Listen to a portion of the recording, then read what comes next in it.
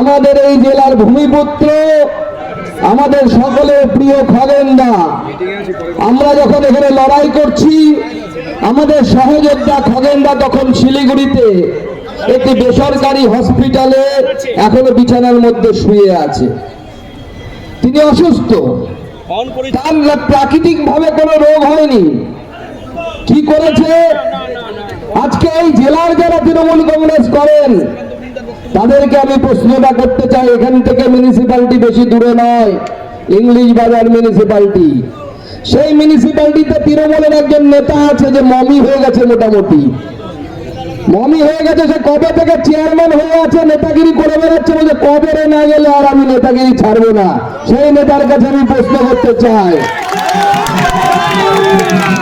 তার কাছে প্রশ্ন করতে চাই, সেই সমস্ত তৃণমূল নেতাদের কাছে প্রশ্ন করতে চাই যে খগেন মুর্মু একজন মালদার ভূমিপুত্র। যখন আপনারা প্রথমে মালদা জেলার যারা তৃণমূল কংগ্রেস নেতা আছেন, যারা দেখলেন দরদর করে রক্ত বেরোচ্ছে, তখন আপনাদের কেমন লেগেছিল? যদি আপনার মনে দুঃখ না হয়, মনে যদি ব্যথা না হয়, তাহলে আপনি মালদার লোক বলার উপযুক্ত নয়। মালদা জেলার বাইরে গিয়ে আপনার থাকা উচিত। মালদাবাসীর গায়ে আঘাত করার পরেও আপনার যদি কষ্ট না লাগে,